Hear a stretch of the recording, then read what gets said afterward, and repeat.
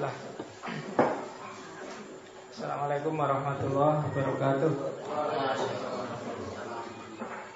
Bismillahirrahmanirrahim. Alhamdulillah. Salatullah wa salamuhu ala rasulillah. Amma ba'du. Kita lanjutkan ngaji filsafat kita tiap malam mes. Ini sudah pertemuan ke berapa ya? Yo, 8 ya? Sudah banyak. Terasa. Iya, tidak terasa kita sudah 8 kali tiap malam kemis ketemu. Iya. Tapi saya lihat ada wajah-wajah baru ya selalu setiap hari ini juga tak lihat ada banyak yang kemarin-kemarin ya saya lihat sekarang ada lagi.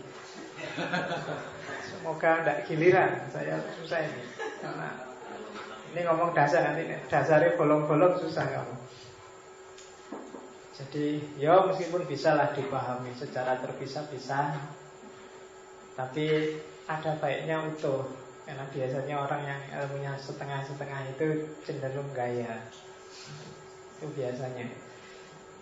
Dan jangan kaget nanti di puncaknya ketika kamu mungkin menguasai sangat banyak hal, mungkin kamu justru kayak Socrates. Iya, ternyata satu-satunya yang saya tahu, saya itu nggak tahu apa-apa. Iya, jadi semakin orang nanti dulu kok gitu. Jadi semakin dia ketemu fakta baru, ketemu wawasan baru, terus aduh, berarti memang selama ini aku itu nggak tahu apa-apa. Itu semacam puncak kalau di Socrates.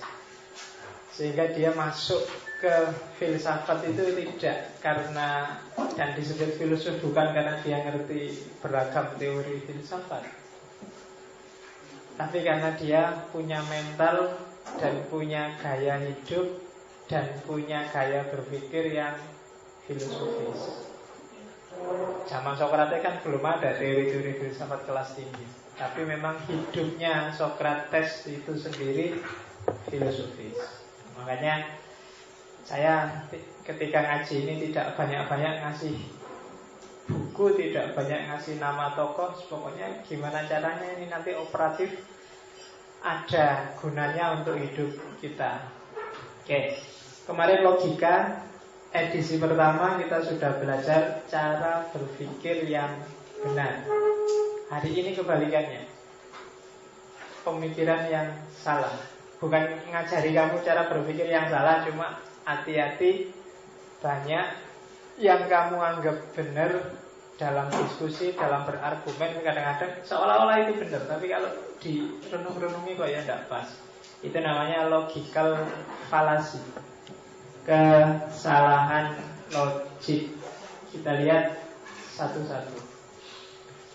Yang pertama dilihat dari pelakunya. Jadi orang mikir dan salah itu ada dua kelompok. Ada kelompok sofis dan ada kelompok paralogi. Salah itu, makanya kalau kamu berdoa kan selalu minta ampun dari salah yang disengaja dan salah yang tidak disengaja. Kalau orang sofis itu dia ngerti kalau itu salah, tapi tetap diterjang demi tujuan tertentu. Politikus-politikus yang debat di TV-TV itu kadang-kadang dia tahu argumen dia tidak kuat, argumen dia keliru, tapi demi tujuan tertentu. Yang keliru itu pun diolah gimana caranya biar kedengarannya tidak keliru. Oh, kalau contohnya banyak, kamu mungkin pernah apa ya? Pengacara-pengacara itu kan gitu, kliennya ini jelas keliru, cuma ya digolek-golek ke dalil ben benar.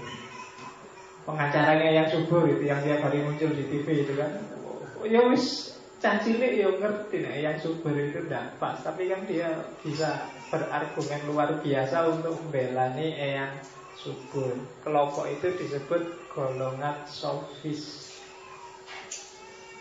SBY itu kelemak, nggak tegas, nggak jelas. Tapi yang seneng SBY kan terus, loh itulah bijaksananya SBY.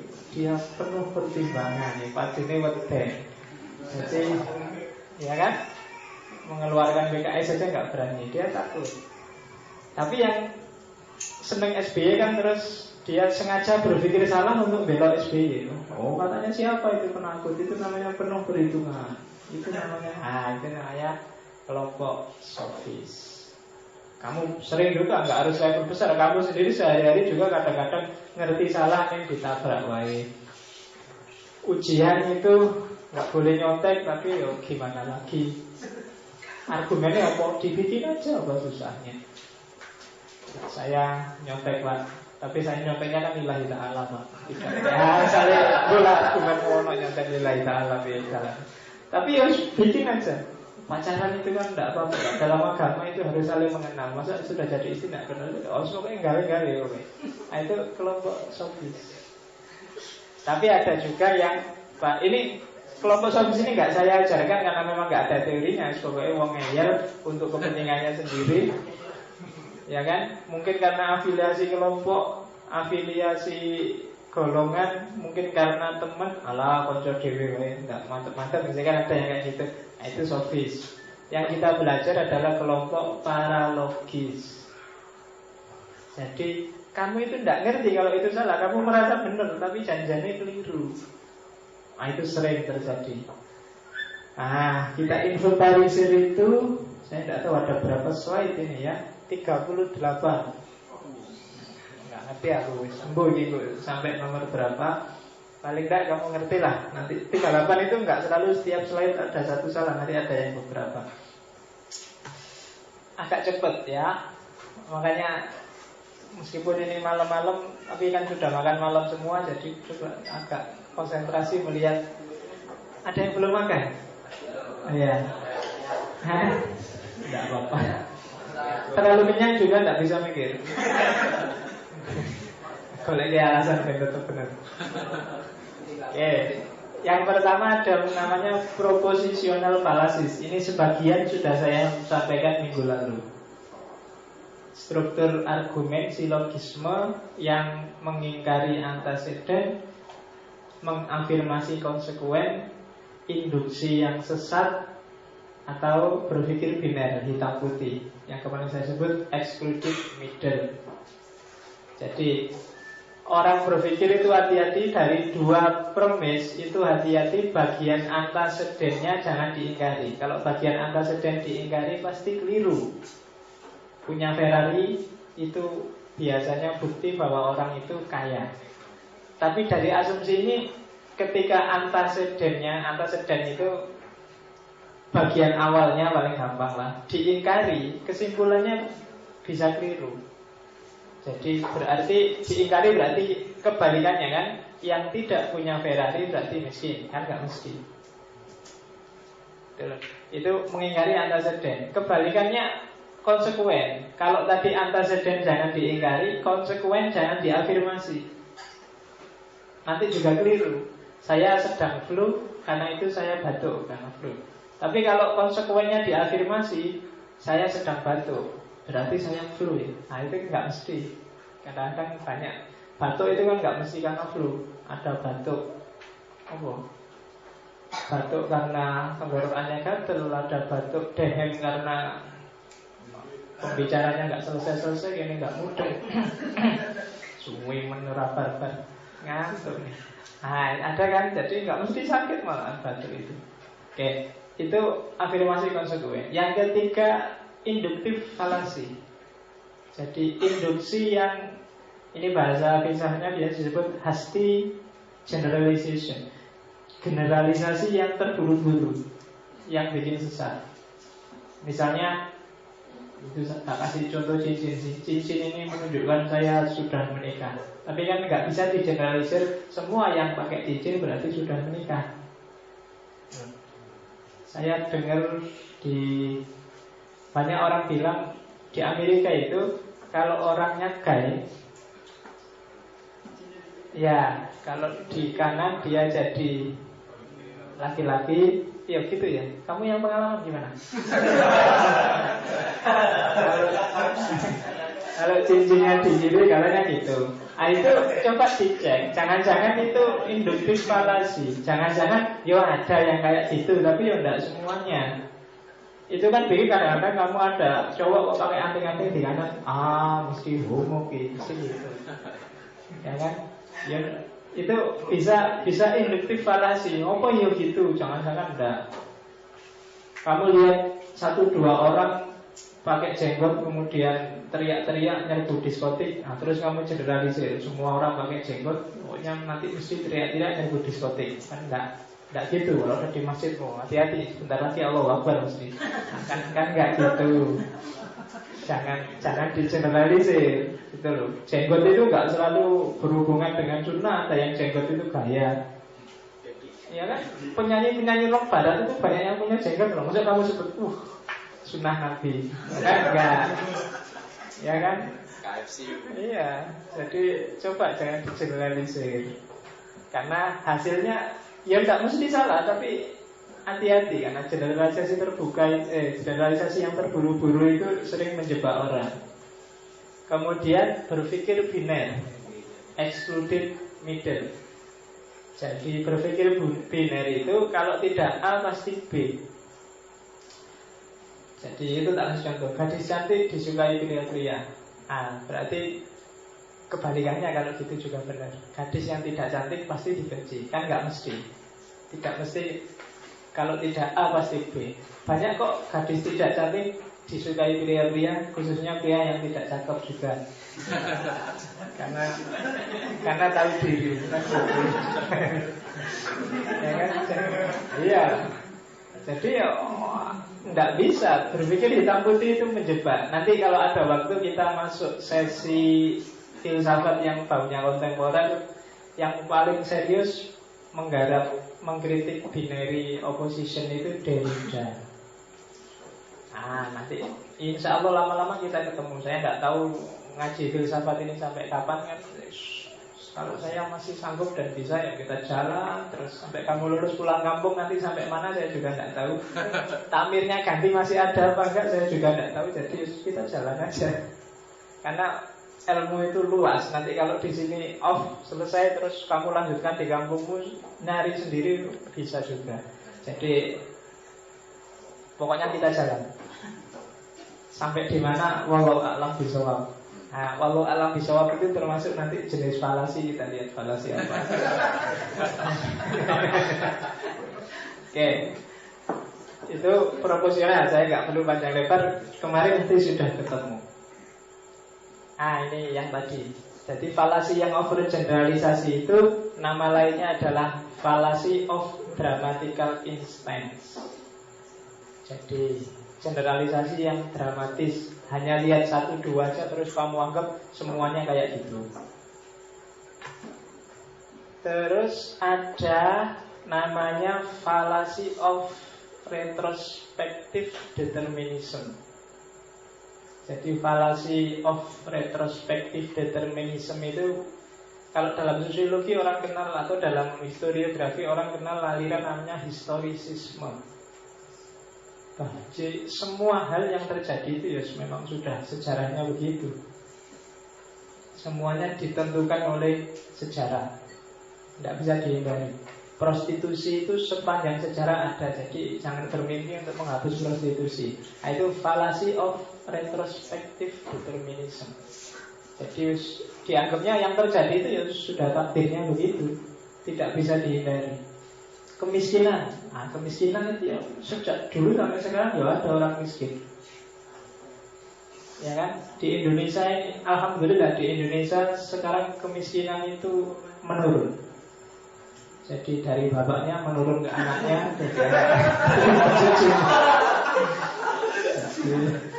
iya, itu kesalahannya negara. Karena di Indonesia itu fakir miskin kan dipelihara oleh negara. Karena dipelihara dia nggak habis-habis kan.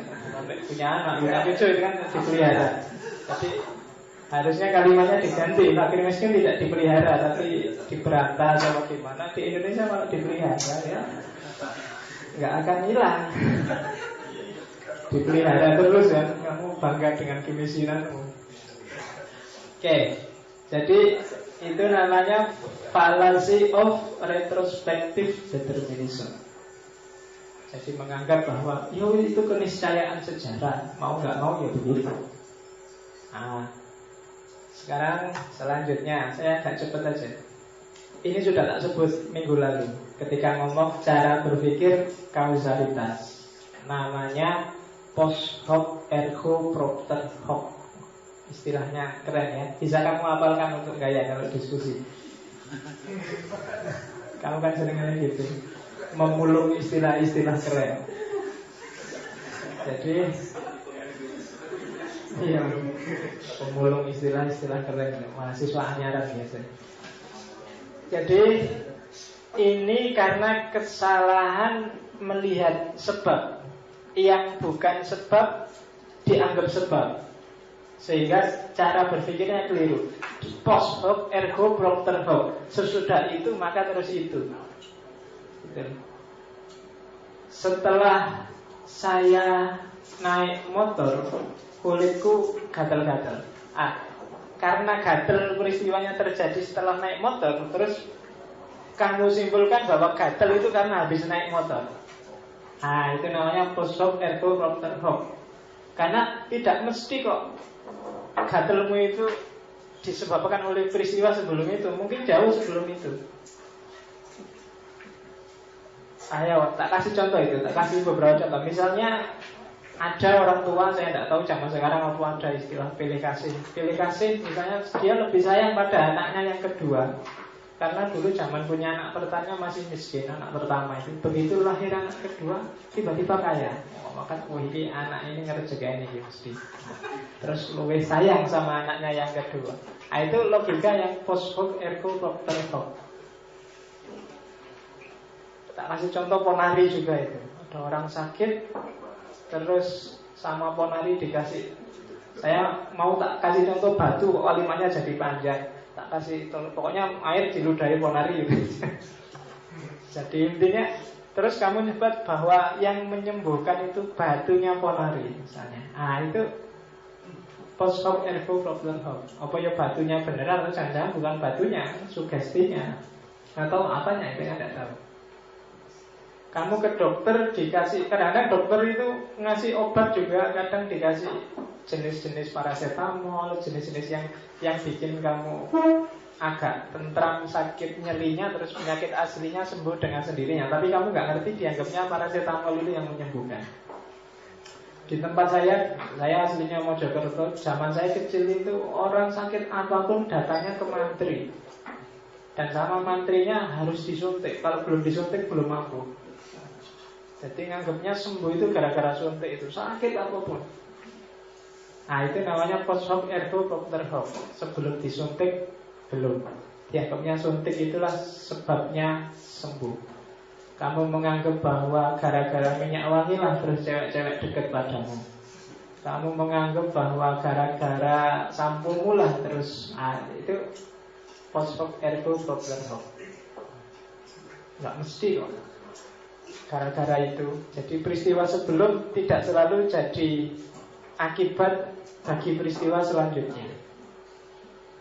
Bahkan yang ekstrim kayak David Hume yang anti kausalitas itu kan juga tidak percaya ada kayak gitu. Yang kita sebut kausalitas itu hanya kebetulan saja ada peristiwa yang berurutan. Ghazali lebih ekstrim lagi, cuma beda ekstrimnya sama David Hume. Sama-sama tidak setuju kausalitas, cuma kalau Ghazali vertikal argumennya.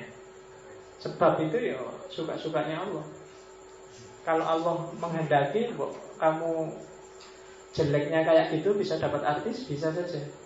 Nggak ada, dipikir saya kausalitas, nggak mungkin saya jadi presiden. Tapi kalau Allah menghendaki bisa, itu Ghazali. Ya siapa ngerti tiba-tiba orang se-Indonesia edan semua, terus milihlah saya, terus dipilih tenanan. Kamu kan Omai Rama tidak mungkin, gak masuk akal Omai Rama bisa jadi presiden. Oh siapa tahu, jangan-jangan nanti banyak orang milih Omai Rama karena kamu yang tidak sering Omai Rama akhirnya golput semua, dan penggemarnya Omai Rama nyoblos semua. Ya. Kamu kan sudah acang-acang mau golput kan hari ini. Nanti penggemarnya Om Irama sudah. Oke. Itu post hoc ergo propter hoc. Kalau ini namanya fallacy of misplaced concreteness. Jadi salah berpikir sesuatu yang abstrak dipandang seperti konkret dan bikin bulat. Jadi kamu nyari berargumen dengan sesuatu yang abstrak, mengukurnya susah. Tapi yang abstrak ini kamu perlakukan seperti barang konkret. Itu yang berat. Biasanya orang pacaran ketika gombal itu biasanya gitu. Kita kasih contoh, rinduku sebesar gunung Merapi. Apa kamu bisa ngukur rindu? Rindu ya rindu, ingin ketemu, kangen. Apakah besarnya sebesar gunung atau sebesar apa? Nggak tahu kan kamu. Tapi kan dianggap kayak konkret. Itu biasanya menjebak. Jadi menjebak cara berpikir orang. Cintaku seluas samudra. Karena terus bayangannya itu mesti lebih dahsyat daripada yang cintanya cuma seluas sungai misalnya. Kan kalau analisisnya kan gitu terusan. Padahal ya cinta, senang ya senang, benci ya benci kan gitu. Tapi kan karena misplaced concreteness itu tadi, terus kamu bikin perbandingan. Cintamu sudah sungai apa samudra? Cintamu sebesar gunung apa cuma bukit? Kan terus kamu mikirnya. Itu misplaced concreteness. Imanmu sedalam apa? Seteguh apa? Itu kan berat kamu jawabnya kan kayak gimana ya teguhnya iman saya itu. Kan kamu mesti terus bingung menganalogikan. Itu namanya misplaced concreteness. Iman itu bisa tambah, bisa kurang. Itu kamu bingung sudah. Iman itu kayak jumlahnya berapa ya? Kalau tambah terus jadi berapa? Kalau kurang jadi berapa? Itu kamu penting sudah. Apa bayanganmu kayak apa? Parameter itu yang bisa naik sekian derajat terus turun sekian derajat, kamu bingung. Kayak hadis Nabi itu kan, barang siapa sholat berjamaah maka pahalanya akan dilipatkan 27 derajat. Waduh, bingung lagi kamu kan. Harusnya dilipatkan itu bukan derajat tapi kali. Ini derajat ya. Kamu ngertinya derajat itu kan ini derajat Celcius atau derajat Kelvin. Terus kalau sholat dilipatkan dari sekian derajat itu bingung kamu ngitungnya. Itu namanya misplaced concreteness. Itu kan sebenarnya hadis mau bilang kamu dapat pahala berkali lipat banyaknya. Jangan dibahas derajatnya. Ketika kamu bahas derajatnya bingung kamu. Kan itu barang abstrak. Agama banyak yang kalau kamu analisis secara konkret, kamu akan meleset karena dia memang bukan barang konkret. Kalau kamu mencoba gambar Sirotol Mustaqim, Sirotol Mustaqim itu tak gambar ya Pak. Ini ada rambut, kurang kecil. Itu rambut satu itu dibelah 7. Kamu pakai pulpen kayak gimana pun masih kurang kecil. Itu kan misplaced concreteness. Jangan dibayangkan, jangan dibahas. Kalau dibahas pening kamu. Besok kita lari ke mahsyar itu tergantung amalnya masing-masing. Yang amal yang banyak dosanya dia banyak keringatnya, dia sampai lari di atas keringatnya sendiri, sampai renang di atas keringatnya sendiri. Kamu judek kan mikir, iya ya sampai keringetan, sampai renang dalam keringatnya sendiri. Gak bisa. Kalau secara logik itu namanya misplaced concreteness. Dia bukan barang konkret, maka jangan dibahas secara konkret. Terus dipercaya aja besok ada gitu lah. Kamu jangan membayangkan kira-kira berapa besarnya Palu di neraka besok, gergajinya kayak gimana. Rasa bayangin, ya kan? Kalau kamu lihat komik kayak komik neraka zaman saya kecil dengan senang moja itu kan. Semua peralatan tukang kan ada itu di neraka itu. Gergaji, Palu, apalagi setrika, suara nih kono kabeh. Ya, tidak tahu besok pandai besinya pesan di mana itu. Oke, nah kalau kamu mikir pandai besinya mikir di mana itu berarti fallacy of misplaced concreteness. Jawabnya gitu, jadi jangan salah kalau besok ada orang ngetes kamu dengan yang gitu-gitu, itu kesalahan logik. Oke, yang ini agak mudah, argumentum et verecundiam. Jadi cara berpikir yang pokoknya kamu menurut pada ahli, yang atau yang kamu anggap ahli, relevan atau tidak relevan. Oma Irama itu jelas bidangnya dangdut, tapi begitu nyalon presiden kamu pilih. Kenapa? Karena Oma Irama idolamu. Kamu nggak peduli dia bidangnya apa, nggak urusan, pokoknya Oma Irama kok, kan gitu. Jokowi saking senangnya sama Jokowi, kamu suruh nyanyi, kamu suruh apa aja, kamu nggak ngerti dia bidangnya apa, ahlinya di mana. Itu namanya argumentum ad verecundiam. Jadi kesalahan kamu bersandar pada tokoh, pada orang, pada otoritas yang tidak relevan. Maka kalau besok kamu jadi guru apa jadi dosen, kalau ngecek makalah, ngecek tulisan, perhatikan aspek yang dirujuk. Pas enggak? Jangan sampai kamu bikin makalah yang dirujuk enggak nyambung. Makalah filsafat nanti sumbernya malah buku khotbah Jumat. Nah, itu kan enggak nyambung. Itu namanya argumentum ad verecundiam. Otoritasnya enggak pas. Kalau tentang pemerintahan ya SBY, kalau tentang dangdut ya Oma Irama, kalau tentang apa lagi? Banyak. Itu argumentum ad verecundiam. Kalau dokter ya tentang kesehatan, kalau ulama ya tentang agama. Ya kan? Kalau di kampung kan macam-macam. Yang namanya kiai itu mulai agama sampai simbah saya kalau di rumah itu orang-orang kalau mau kapan harus tandur itu mesti tanya, ini sakit boten nggih, Senin Kliwon tandur, panennya kapan, beli tanah di mana, kalau ada yang sakit minta disembuhin. Nah, itu secara logik argumentum ad verecundiam. Hati-hati dengan otoritas. Oke, kalau ulama ilmunya agama, maka kalau dia ngomong politik hati-hati, bukan keahliannya. Kalau dia salah, mohon dimaklumi. Iya, kamu kan mikirnya mesti jelek, harus dimarah-marahin. Kalau dia salah, dimaklumi aja, wong bukan ahlinya. Kalau ini fallacy of composition. Fallacy of composition itu salah menganggap kebenaran yang satu bagian dianggap mewakili kebenaran dari seluruh bagian. Jadi kalau kamu ingin membantah, ini membantah logikanya MLM, ya kan? Kamu dipameri di presentasi MLM itu biasanya kamu dipameri 1-2 orang yang sudah sukses. Ya. Nah, 1-2 orang yang sudah sukses itu dijadikan dulu biar kamu ikutlah MLM ini, kamu akan sukses kayak orang itu. Padahal sukses satu orang, sukses satu bagian bukan jaminan sukses seluruh bagian. Ada sih 1-2 yang sukses, tapi banyak yang tidak sukses. Dan pengalamanku, semua temanku yang ikut MLM itu tidak ada satupun yang kaya gara-gara Ayo, kamu kalau lihat nggak bisa ngasih contoh, kecuali yang sebelumnya memang sudah kaya. Saya 2-3 kali dimasukkan jadi anggota, ditraktir aja. Jadi dibayari, didaftarkan. Dan saya tidak tahu kelanjutannya sampai hari ini gimana. Tapi ya, karena saya pasif berarti kan ya yang atas juga rugi kan. Tapi butuh salahku kok aku didaftarkan secara paksa kok. Jadi fallacy of composition. Hati-hati, promosi apapun itu biasanya ini. Jadi kalau artis pakai pemutih dan kelihatan jadi putih, itu tidak mesti kalau kamu pakai terus kamu juga akan jadi putih, karena warna dasarmu hitam.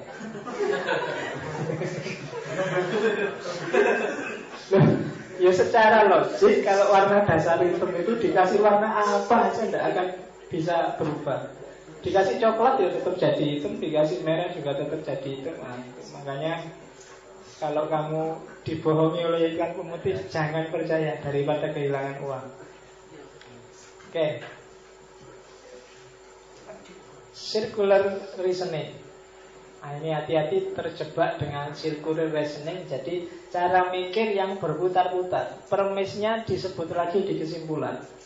Nanti setelah kesimpulan dijadikan premis lagi, disebut lagi. Itu namanya circular reasoning. Ya, yo Kayak itu tadi, Ian Antono adalah gitaris hebat. Dia bermain gitar dengan bagus. Bulet, yo jenenge gitaris hebat, yo mesti aja main gitarnya bagus. Dan sering orang mikir gini, Mario Teguh adalah motivator ulung. Dia memberikan motivasi. Ya jenenge motivator, dia mesti ngasih motivasi. Jadi berpikir bulat, sirkular. Akhirnya ya ke situ juga. Itu kan kayak orang Amerika, lihat orang Afrika nongkrong di pinggir pantai santai-santai nggak kerja, terus sama orang Amerika, ngapain kamu di sini? Santai menikmati hidup. Harusnya kan kamu kerja keras, cari uang, cari makan. Kalau sudah kerja keras, punya istri, punya nanti kalau tua bisa santai-santai di tepi pantai. Katanya orang Afrika, lah ya saya ngapain capek-capek, sekarang aja bisa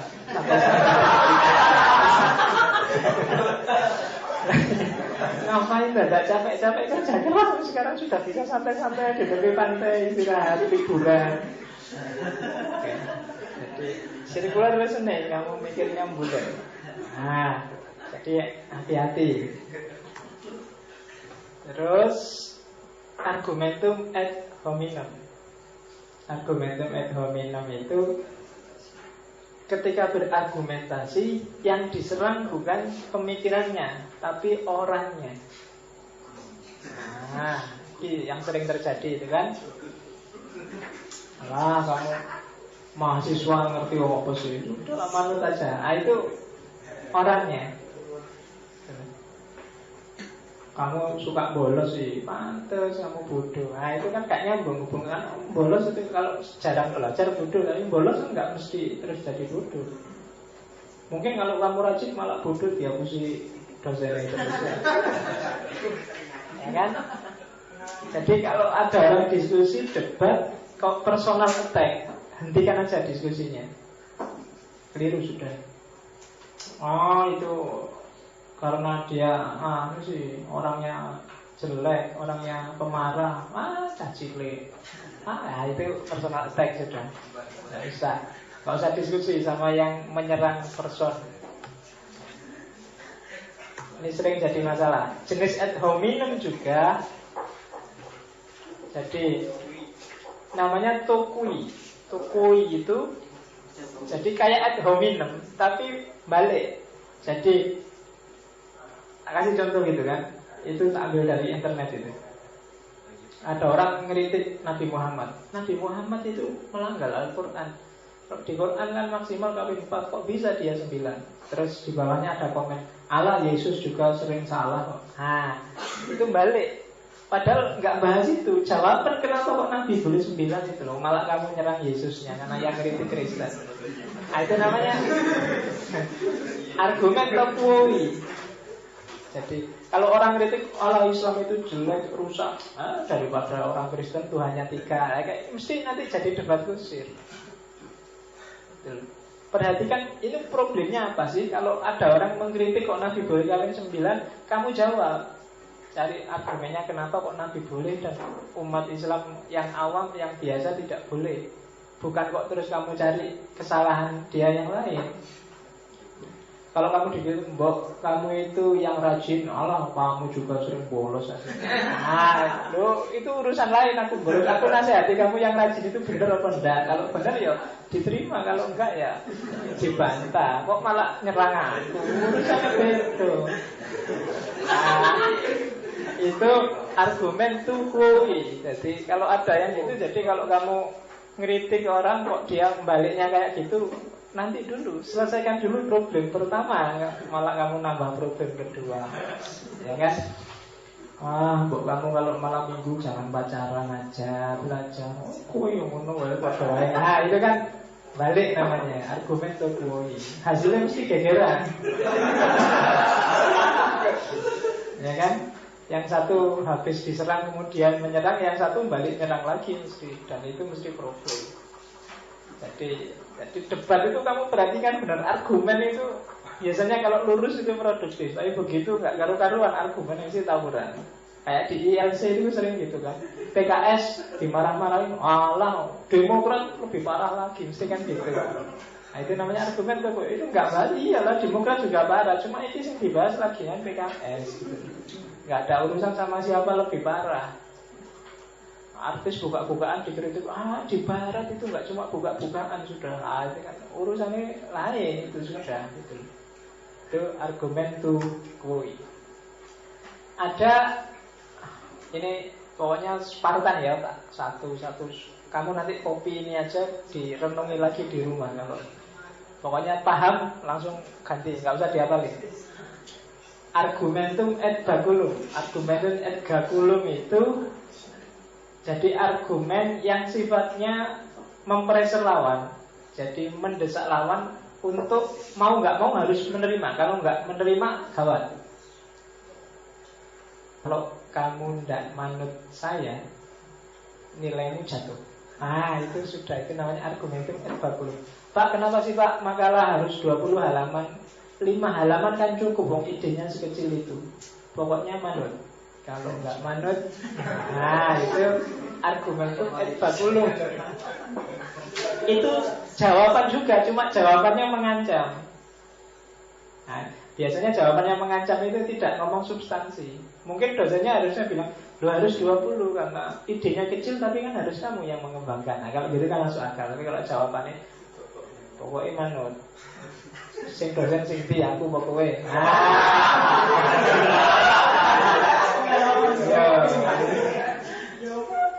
Argumentum et baculum. Ngapain sih Pak harus pakai sepatu? Hubungannya apa sepatu sama jawabannya kan bisa ditebak. Pengen dilayani apa enggak? Kalau enggak mau ya sudah. Jadi argumentum et baculum. Jadi sambil pressure, kamu protes ke orang tuamu apa terus, ya terserah, kalau nggak mau ya besok nggak tak kirim lagi loh. Sudah selesai sudah kan? Itu namanya argumentum et baculum. Ya diskusi antar kamu sering juga gitu kan, kadang-kadang. Ya wis, kalau kamu nggak mau ikut petunjukku ya besok nggak usah bareng lagi, jalan kaki aja kamu kuliah kan, kamu biasanya bareng. Jadi argumentum et, apalagi sama pacar, logika ini mesti sering dipakai. Ya kan? Masih mau nggak sama aku? Gitu. Ya kan? Apa kan kamu? Tolong aku dijemput sekarang. Iso aku lagi kuliah. Ya sudah, aku diantar yang lain loh.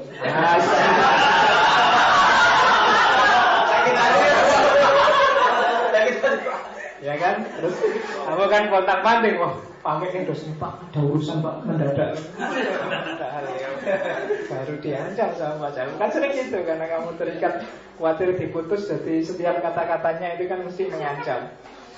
Dan itu keahliannya perempuan kan di situ, kamu mesti kontak manting. Oke. Argumentum et misericordiam. Ini kebalikannya. Kalau tadi sambil ngancam, ini sambil melas. Ya mohon kebijakannya lah Pak. Saya itu kan jauh Pak. Itu namanya argumentum et misericordiam. Saya itu tadi terlambat Pak, karena tadi malam saya kan harus tahajud. Jadi kebijakannya lah Pak, padahal kamu nonton bal-balan. Tadi saya ketiduran Pak. Tidur itu kan harus dimaafkan Pak, karena rufi al-qawais. Pokoknya alasannya neko-neko, minta belas kasihan. Jadi kalau tadi orang kepepet terpaksa harus menuruti karena terpaksa. Kalau ini dibangkitkan belas kasihannya. Masa